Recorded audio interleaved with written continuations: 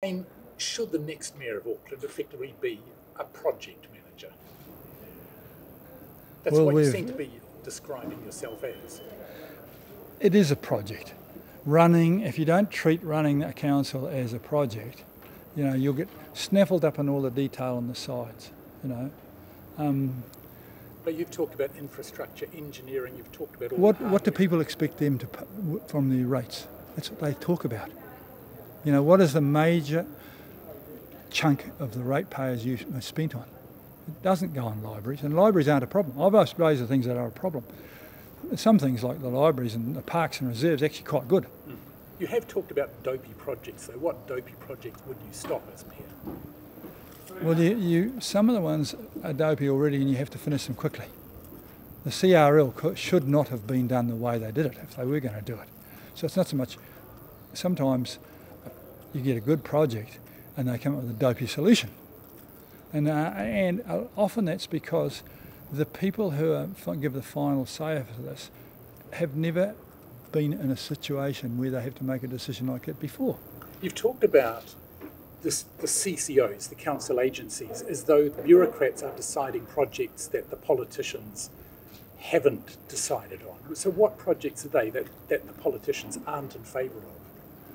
Well, I think this whole sudden kerfuffle about the charging for people to catch on the busway would be a good example. Apparently it's been to council. Charging for park and ride. Yeah, apparently it's been to council, but those things should be initiated in council and the CCOs should respond rather than the other way around.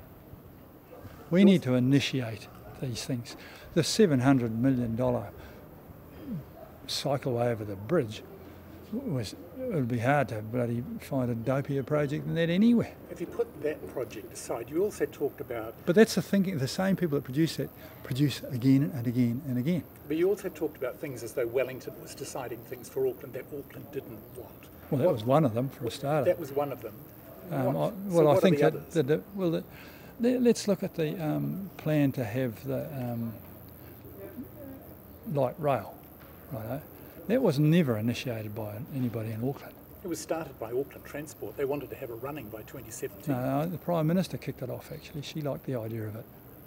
I think she saw a brochure for it somewhere. But if that started in 2015 inside Auckland Transport.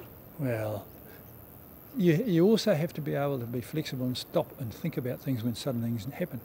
Now that at the same time, without reference to the Auckland Council, politicians have decided that we're going to have 3-by-3 storey houses on every section around Auckland.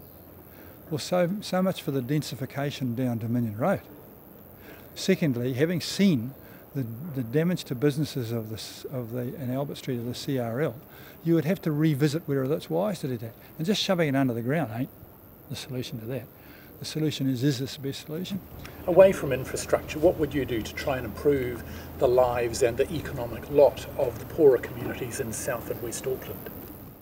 Well, I am involved in South Auckland through the Otahu Business Association. But as Mayor, what policies would you pursue? Well, I think first of all, getting some money out of... what big chunk of money is sitting there uncollected? The port.